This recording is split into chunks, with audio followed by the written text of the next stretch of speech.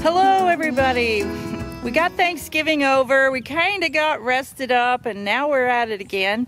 The weather's been pretty good, so we decided last night to bait our jug line hooks, and this morning we're going out to check them. It's pretty frosty, but the sun is shining, the sky is clear and beautiful, and so we're going to try to get back to normal life post-Thanksgiving. Thanks for joining us. You'll want that side this time. Okay. Did you pull the line? No. Tried to look at it and I didn't see no good. Couldn't do it if it was nice and easy.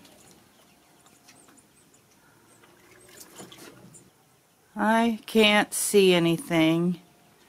Makes me kind of think there's nothing out there, but we'll go see.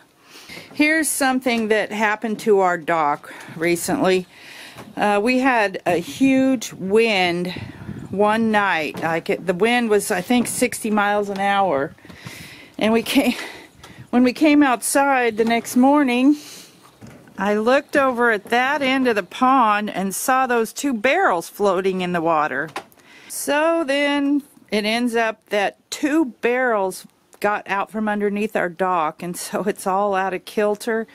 Old guy went out there and got the barrels out of the water, and We got to try to figure how to lift this end of the dock a little bit so we can push the barrels underneath the sides, because they have to go under a 2x6, which holds them in there. But that wind obviously lifted this end of the house and let the barrels out. I think I didn't even bait the first four that we did, because we haven't caught anything on those out there. So far, there's nothing on here, and I've got a feeling there's not going to be. We got to decide whether we want to take it up or move it, or what we want to do. Nothing there.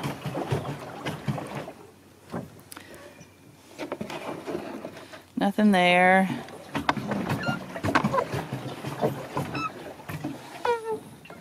Nothing there.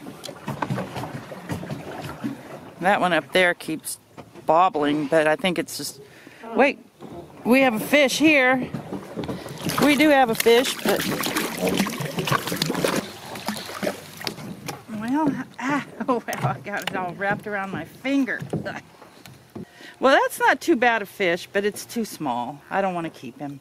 That's kind of nice to have a fish, even if it's too small. Oh, we've been leaving our pliers out in the boat, and they're kind of rusty. He's about a pound. A little more than a pound. I'm guessing he's 1.25 pounds, but he's too little. So there he goes back. There's some geese flying over. But I bet they were heading for our pond, but they saw us out here and veered off to the north. Even if we don't get any fish, it's so nice and peaceful to come out here and be on the water.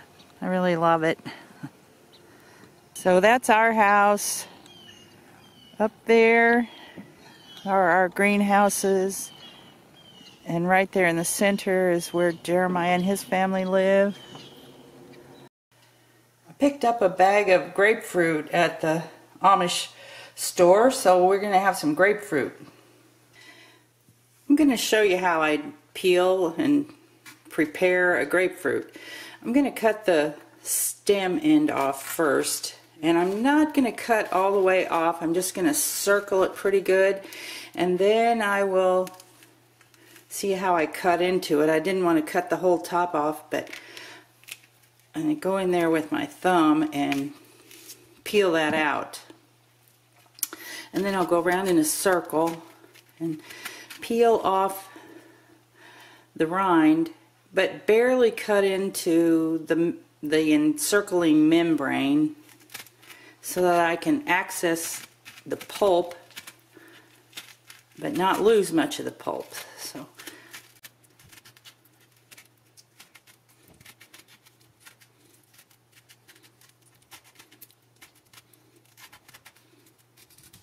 when I get out down to the end, I'll just cut that off, kind of like I did the top. You see, here's a little area where I missed the outer membrane. I need to get that off so I can make things work for me. And then what I do is go in here with my thumb, if I can get in there. If I can't, I have to use a knife, and just peel out the pulp. Leave the membrane behind.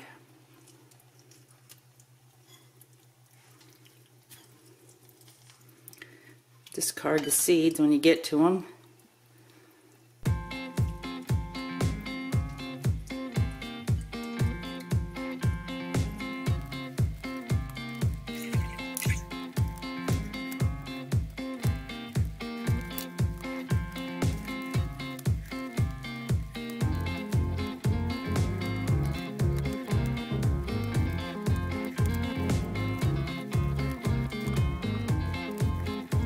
And then in the end, what we have is all this bitter membrane separated.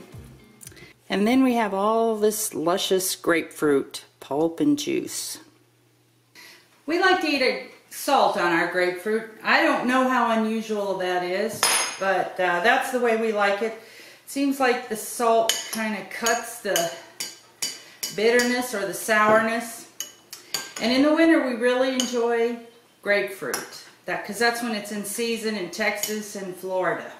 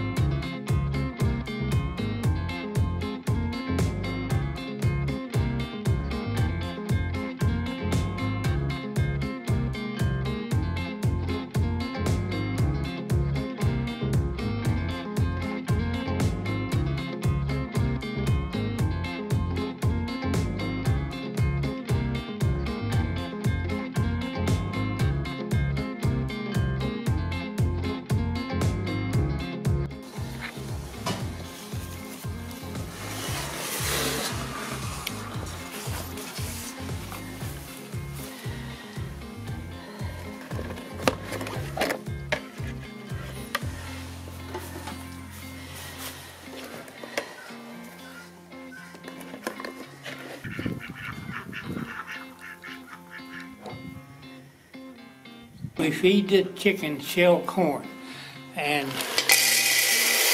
the ducks won't eat shell corn, so it works out pretty good. For the ducks, we put some calcium in their feed each day, and I put a little bit in the bottom, and then I fill a can.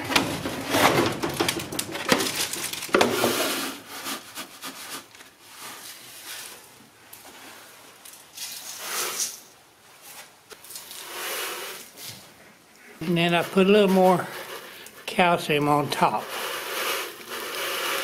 The chicken like the whole shell corn better than they like them egg layer mash. We just wanted to come out and show you what's been going on in the high tunnels. Down along the left side in number 4, there was still a lot of weeds that were growing, grass. And old guy's been in the process of trying to get that pulled up.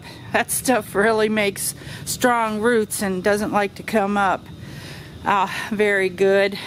In October, out here in the middle on the north end, we planted quite a few different things.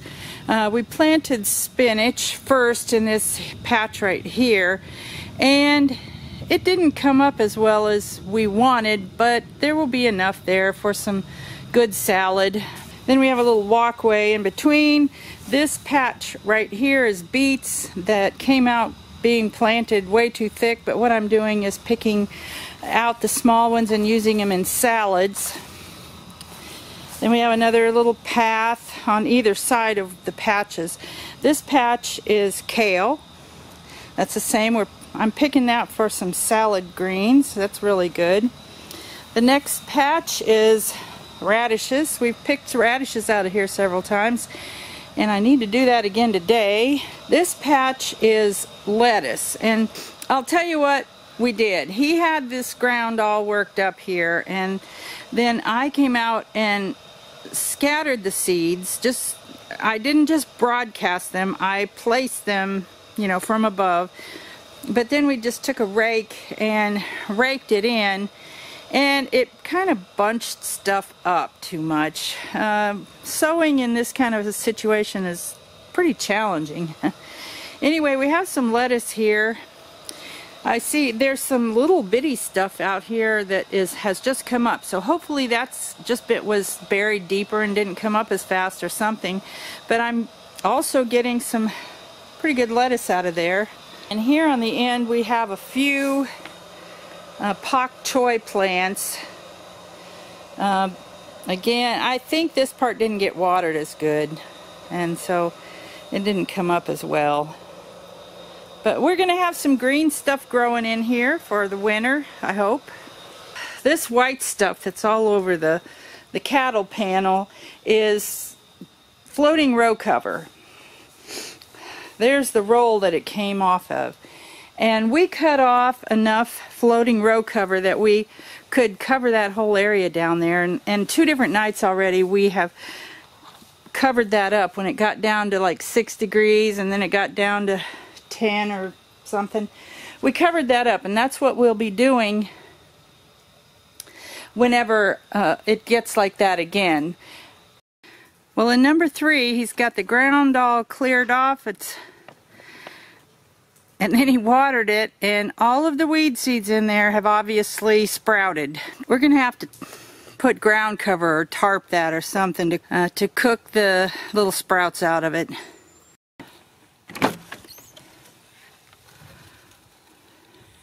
Got a nice pile of wood in here that I did have stacked outside, but it's rained and rained and it was pretty wet, so I decided to put it in here and let it dry out.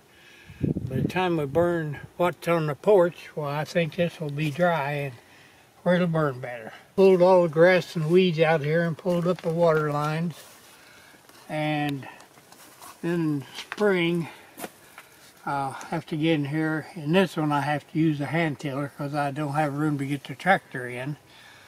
But around the 1st of March, either 1st of March or shortly after, I'll be planting onions in this house and the next house. I'm going to go to the barn and get the bobcat because I have my last scoopful of wood that's kind of wet from being out in the rain, and I'll bring it down and put it on our porch, and that will have all our wood in the dry.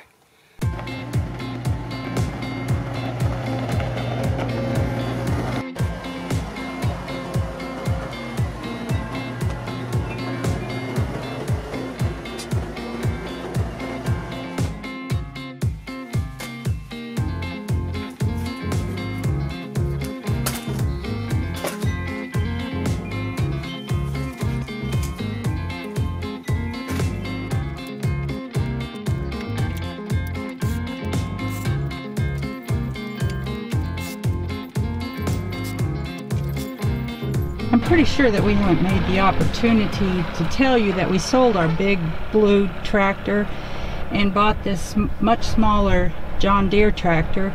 The big blue one we didn't need anymore because we weren't going to be doing heavy duty produce gardening where we needed a heavier machinery, and the small John Deere is something that I think I'm going to be able to drive, and I think it's more suitable for us now. With all our wet weather we've had, our driveway's got several holes in it.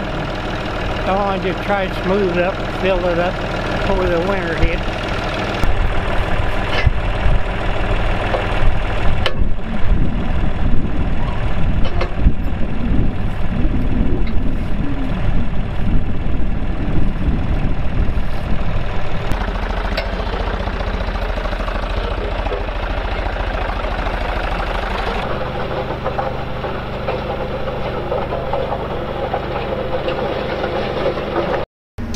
Right here is the kind of holes that we've been having in our driveway, and every time somebody drives through them, it just splashes more of the dirt away.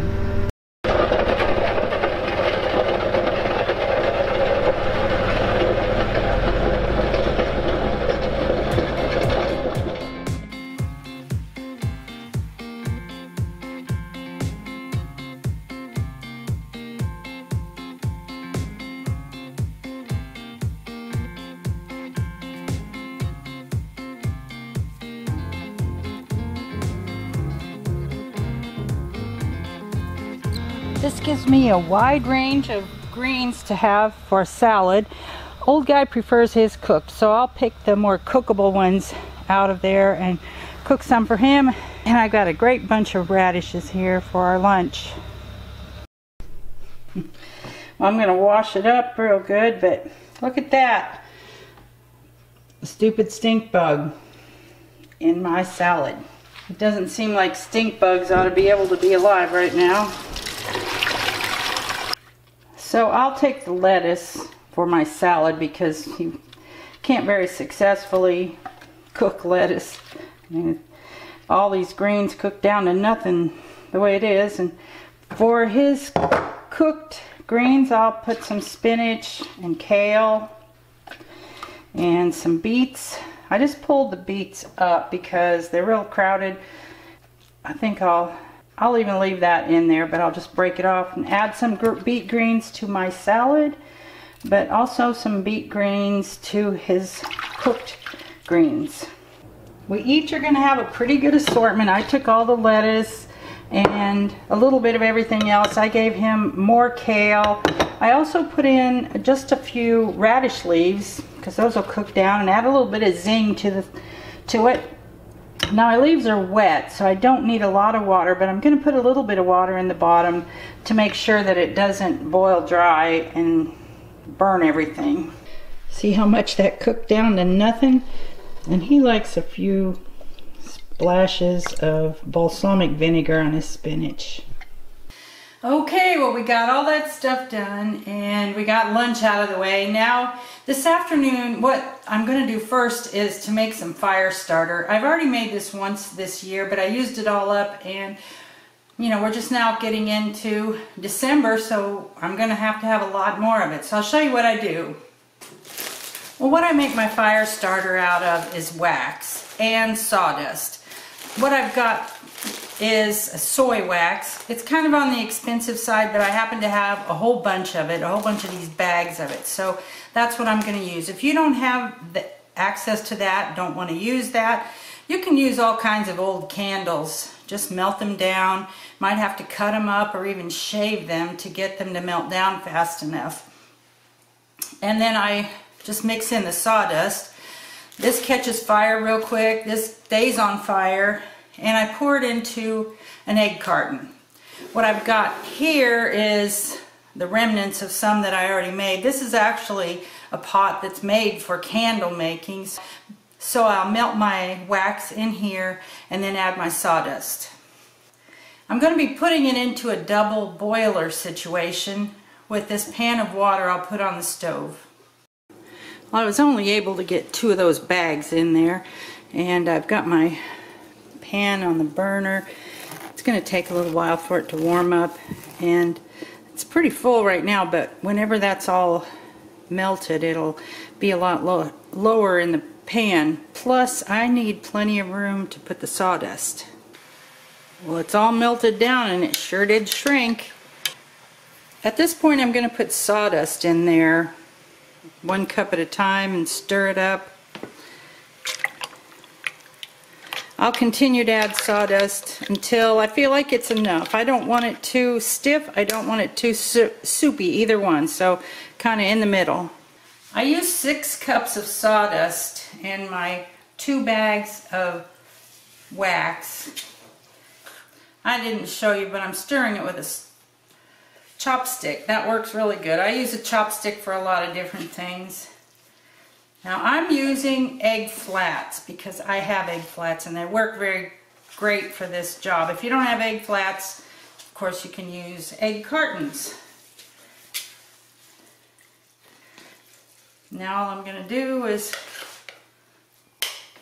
attempt to pour this in here nice and neat.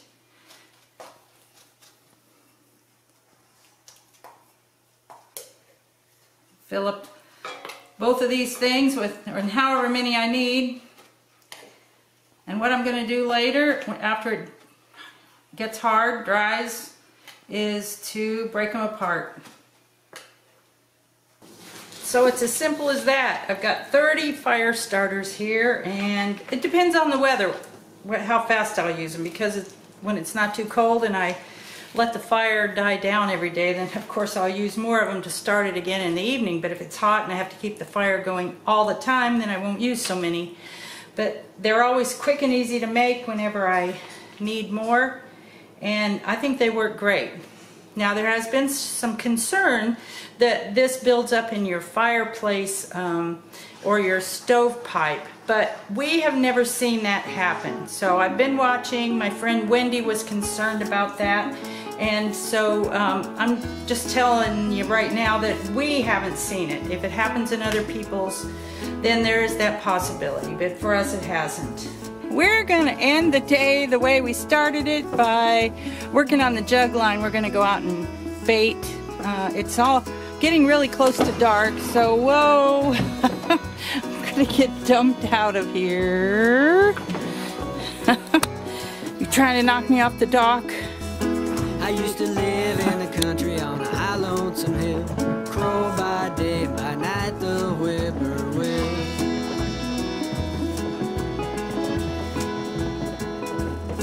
I used to live in the country on a high lonesome hill, crow by day, by night the whippoorwill.